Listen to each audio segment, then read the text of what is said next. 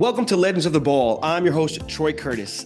Today's episode features the illustrious Colin Cowie, a master of event planning and design whose work has captivated the global elite, including celebrities, heads of state, and discerning clients worldwide.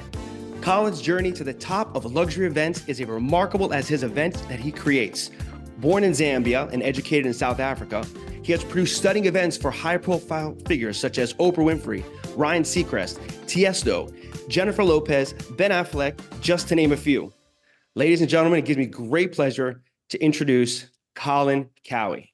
Wonderful, flattering, almost exhausting introduction when I think about all that. But what a pleasure it is to do what I do on the scale of what I do with the extraordinary people that I get to work with. I mean, it's a blessing every day. So thank you for having me on today.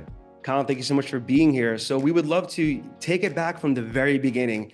How did it all start? Well, I grew up in Central Africa, in Zambia, for a family that always entertained. I can't think of a time when we didn't have visiting house guests or people coming over for cocktails or dinner. It was a very social life.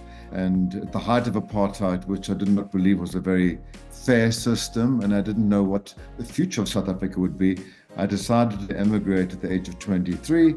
I set my sights on the US, California, because of the weather. The climate was similar to South Africa. People spoke English. All of our bank accounts were frozen and monitored in those days. I arrived with $400, one well-cut suit, an omnipresent suntan, and big dreams. Wow. Next year will be my 40th anniversary of living in the United States, which really makes me a true African American, although I'm probably now more American than I ever was African. I arrived here, Troy, and I didn't know exactly what I wanted to do. I wanted to do something in the entertainment space, but not in front of the camera and certainly not in the Hollywood direction. And within a short period of time, I had worked at a catering company to see who to call, how to do it. And within 6 weeks, I did my first little luncheon out in Malibu for a rather celebrated couple. And then I realized I'd found my way, and I started through catering. I would go to the rental company after having worked for 2 or 3 years, and there were only tablecloths that had more polyester in the tablecloth than were in the credit card in my back pocket. There was a white chair, a gold chair, and a folding chair. So if we wanted to do bars, we had to be innovative. I'd cut PVC piping and put them underneath the banquet table. Then I'd custom make runners and overlays from fabrics from the dress store. Fast forward 40 years, I've watched this grow. We live and work in a very, very sophisticated and a very well-served industry today. What was your first big break? Let's share a little bit about that. I think the first real big break for me was doing Hugh Hefner's wedding. I was teaching cooking classes at the Beverly Hills High School adult program. One of the ladies was married to the president of Playboy, and she asked me to come and be a food consultant. I had 12 weeks to do the whole thing from beginning to end. And it was, in my opinion, a flawless production from what we did in those days. It was incredible. And I knew that this was my opportunity. I had no idea how famous the world's most famous bachelor really was. And that kind of really got me labeled as like Mr. Wedding.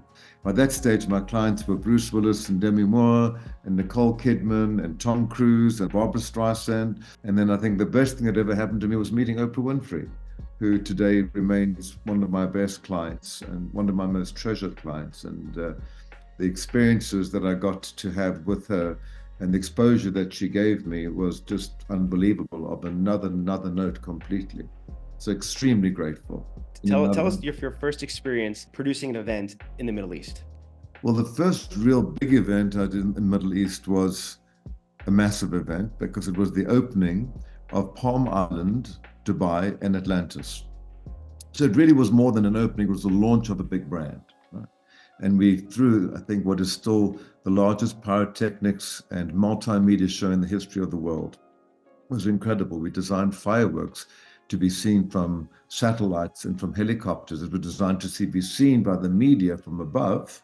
And I think because of that, that introduced me to many other people within the Middle East. And then I started doing work in Qatar, and I was commissioned to do the wedding of the heir apparent, who's the current emir of Qatar.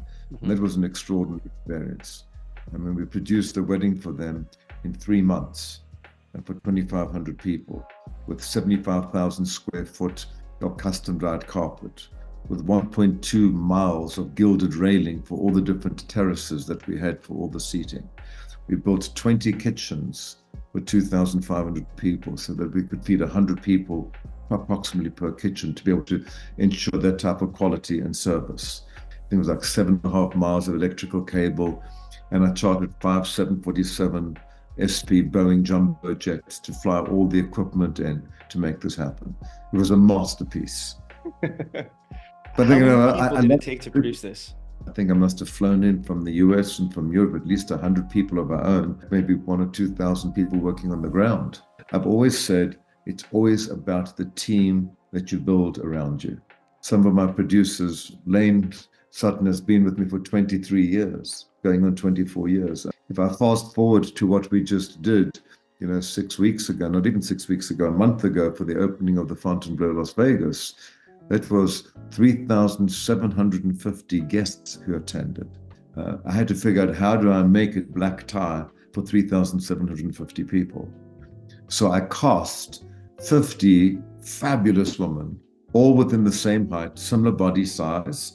They were all in the exact same wig, the same gown, the same glove, the identical hair and makeup and earring and bracelet. And they were trained for 2 days and educated on the history of the brand, who Morris Lapidus was, the significance of the bow tie, where was the closest bathroom, how do I get to the theater, etc., etc., etc. So I literally had 50 of these ladies in groups of 2, 3, and 5. And in order to make this work, we had a command center 2 stories above us, and I had eyes in every single restaurant, bar, and outlet. So if one restaurant was getting too busy, the human errors could deflect them to another restaurant. The big trick was, how did I get 3,750 people seated in the theater in time to start our show with Paul Anka, a small show that I created, and then of course our big headline, Justin Timberlake. Because we had to start at 10:15, and I started at 10:29. Not bad, 3,715 people 9 minutes late. It was massively successful. I would imagine on that event, I must have had at least 1,500 to 2,000 people working on that party.